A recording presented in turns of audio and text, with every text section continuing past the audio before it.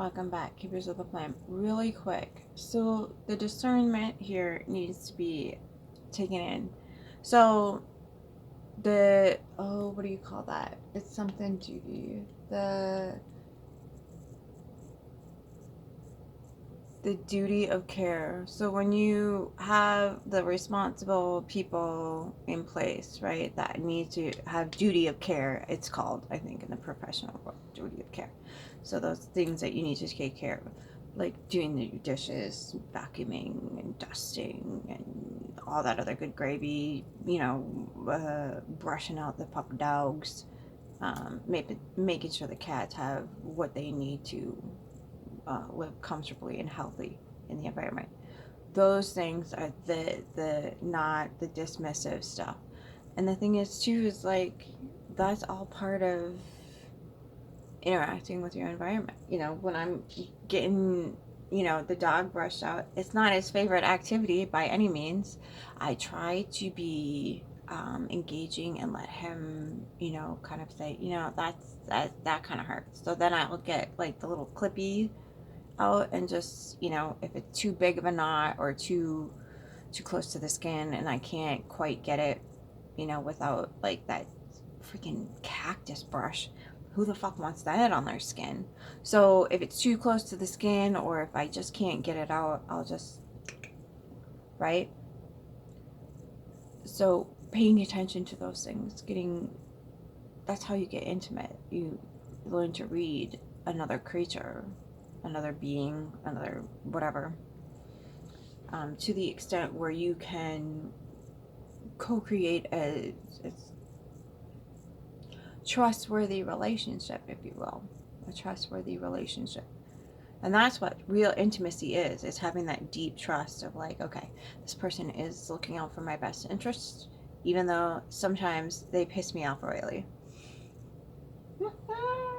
I got the dog part. Yeah, lady.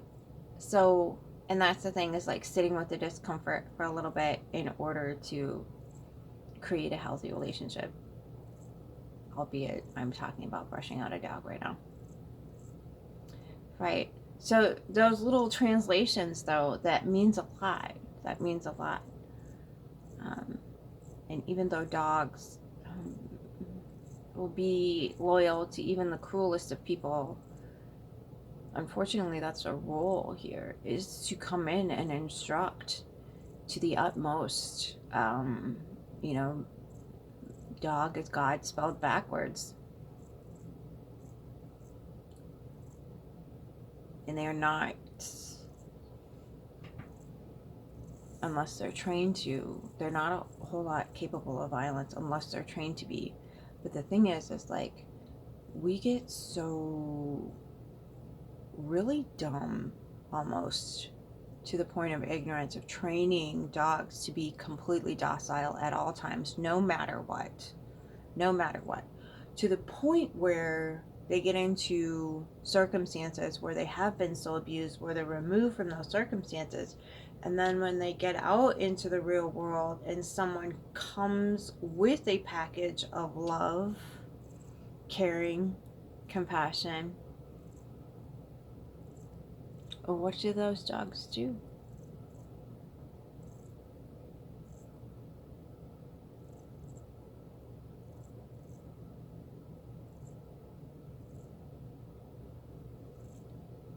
They become so violent that like many shelters will put them down rather than work with the energies. Ooh. Yeah, sit in that for a hot second. So, yes, Mew Mew? It's so ceaseless. Do you want to come? Yeah. Look at that face. My goodness. Come on. So, this is Faye of the Sows. Or Sea Kitten is. So, again, they'll tell you what they need when they need it. You just need to pay attention.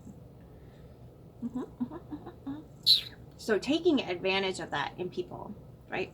That's so taking advantage of it. And that's how the abusers get in, right? Oh, they see people's innate ability to connect, to observe, to caretake and whatever else.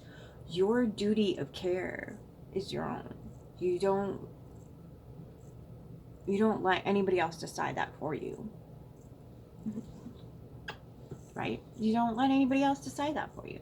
And that's why I think they kind of demonize the cat ladies, because yeah, they very much are going to tell you exactly how they feel. And this is, when you get cats shoving stuff off of your countertops, not because they want to clean our house. You've got to figure out what they're trying to communicate to you, right? Vicious savage. Okay? So, and that's the thing too, is like that nonverbal communication. That's energy. That's what they're telling you. Hey, the energy needs to be shifted. It's off right now. And I'm going to keep breaking your shit until you get it right.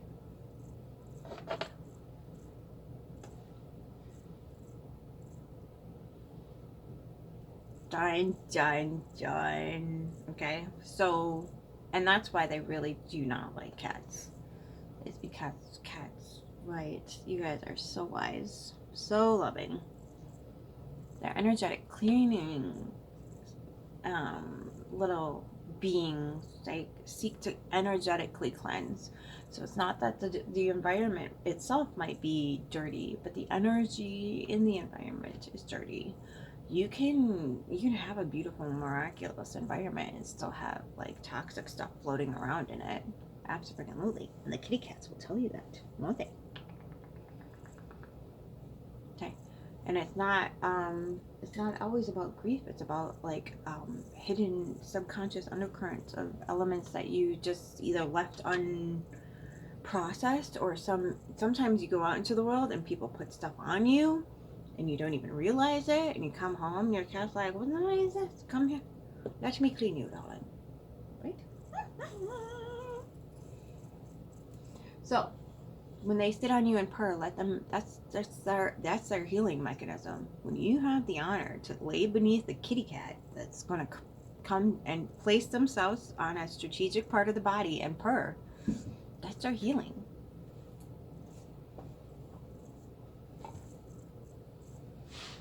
Ooh, it's not just an affection thing; it's healing. It's like a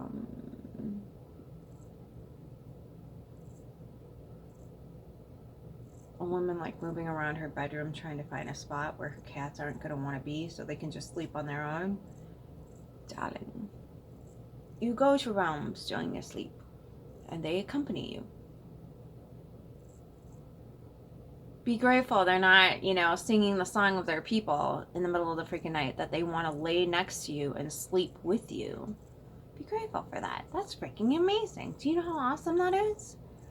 That's one of the most amazing things that can happen to you and to them, is that we all commune together in a tribe. They're teaching us how to live better, live wiser, live more connected, live more integrated, live whatever it is. They're teachers. We think, again, that superiority complex likes to take over, but I'm the bigger, wiser, more superior. No, not in every single scenario. We need to, like, this equality thing, that everybody perceives as some sort of, when you're given all the power and you just have been tapped on the shoulder and reminded that you have none of it, somebody seeking any sort of what's called equality feels like a total complete threat to your existence, because that would mean that they want autonomous, sovereign existences, which you now have to reflect upon the fact that you don't even have that. We just got told that yesterday. Okay.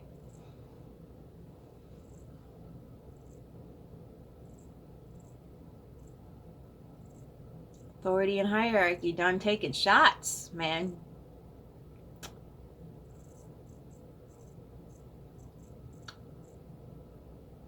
So,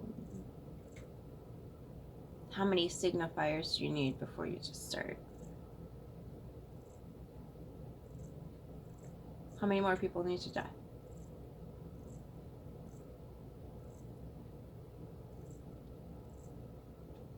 sovereign, autonomous, sacred beings. Everybody hears. Everybody. That's a difficult pill to swallow. That's a tough thing to have to process. But just because they have been talked out of their humanity, I guess you could call it, doesn't mean it doesn't exist. And I don't take on the role that it's like some sort of divine holy war type of thing that we're necessarily waging. I think we're just manifesting things unconsciously and then saying, see, God wants it this way. Seems a little unnatural. Seems a little bit control mechanism-y. Doesn't it? Maybe you can ask your whoever who doesn't see it that way. Why can't we talk to each other? Why can't we just co-create? Why can't we listen and self-correct or course correct when we know that the train is headed towards some place that's not so pleasant? Right? Who said we can't self-correct? Who said that? Who said we can't listen to the sacred beings we coexist with? Who said that? Who created that narrative that you were the all-powerful, right? What if we were just co-creators here? What if we're all co-creators here? What if that were the truth? Could you sit down and listen to your creatures that you coexist with and say, hey, we got to get you brushed out. I know it's not your favorite task in the world, but you let me know when you've had enough and we can take a break and approach it differently. Ask them what they want. Listen. Then you gotta listen. And the best way to learn how to listen is to, again, in the body. When you can sit with yourself and listen to, like, oh, what's this? What's that? Why am I getting that sensation? Listening to it creates a coexistence and a harmony. And then you're free to explore. Because and it's going to be uncomfortable. I remember in the beginning it's very uncomfortable. Because there's a lot of guilt and shame put around that narrative of, oh, I haven't been doing this. I've been neglecting this aspect of existence, which is in my face every single day. I've been not able to do that with them. And that's difficult. That's a difficult thing to ask yourself to start processing. You know, if you're going through a lot of trials and tribulations and you are not able to fully, what do you call it? Be embodied 24/7 because you're processing a lot of, you know, maybe you lost a family member, you know, passed on or whatever. Maybe you lost a lot of things, you know, and we're in the process of that right now, losing a lot. Not just our ideals and our belief structures, but the family's dynamics and the system and the people that go along with those shapes and whatnot. That's being lost right now too. And so, the radical existence that is listening and course correcting rather than saying, well, you're just going to have to deal with it. Well, we're starting to figure out as human beings we don't have to just deal with it. We can course correct. And if that means course correcting the fuck away from whoever is saying you have to listen or else, that's what that means. And the best teacher for that is going to be your immediate environment. The best teacher is right around you right now. Whatever, you know, whatever you're sitting on, whatever you're leaning on, that's a support structure. That actually supports you. It doesn't give the illusion of support. It's actually supporting you. You see what I mean? Learn to tell the difference of what actually supports you in your environment and what doesn't.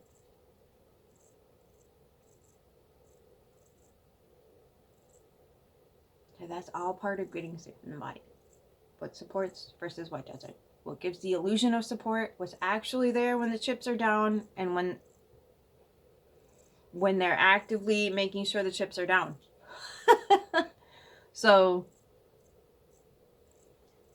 and that, that's a difficult pill to swallow when you have to come to terms with, oh my gosh, not only did the programming I was given by the people in my environment instill the chips being down, unless I gave in to completely letting myself be overrun. And even those people who listen, follow directions, and blah, blah, blah, blah, blah, blah, they're not safe. They're not safe. Or did we need more people being shot in the streets for that to be apparent? I mean, some of us have known this for a while, but how many need to biff it for that message to get, like, all the way through? Because it's not in other countries anymore. We can't zombie this out anymore. It's literally in our face.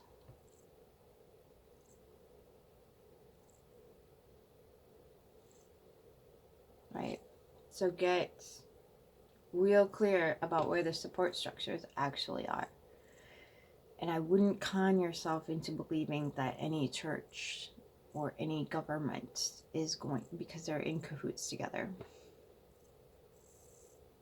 Governments, banks, and media are all the same entity. You might as well have the dark triad overlapped. Okay? So get real clear on what your support system is.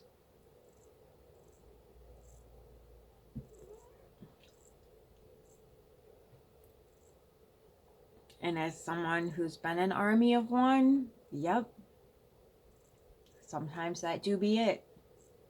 Sometimes. Okay. And coming to the conclusion that things change. Things change. So, not only do you have that to hold on to, but you have the chair or the bed you're sitting, leaning on. You have that. Okay. Then you have the trillions of systems and cells in your body. Eagle. Actively supporting your very existence. You're supported by legions. Legions, darling. Legions. Tap into that. Remember that. Acknowledge that. And when you do feel the collective gnawing away,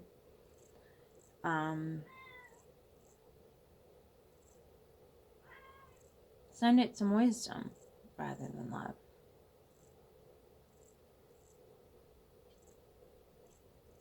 Send it some wisdom. That we can make sound and coherent choices rather than being, well, because some people think love and they think doormat and enabling. So wisdom, let's stick to wisdom for a little while. I know it's been demonized, especially when it's wearing a meat suit like mine, but if we can remember what they've trained us to believe love is. So that's why they use that word.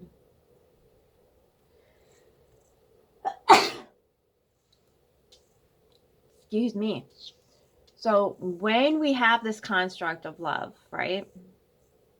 And we've given it a narrative and blah, blah, blah, blah, blah.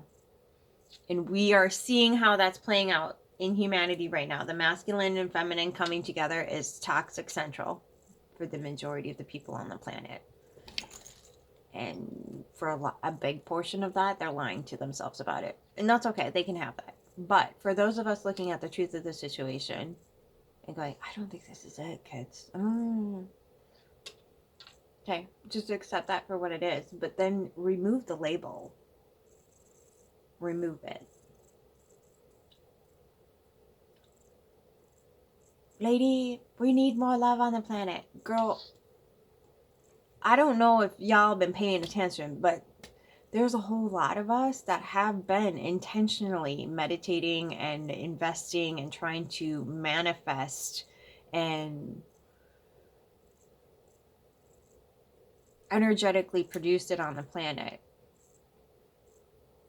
And I don't know if you've noticed or not, it's killing people.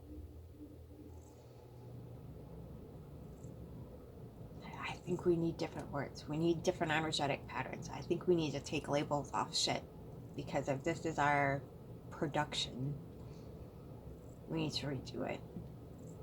We need to start over. Listen. And then recognize what's coming in the outcomes.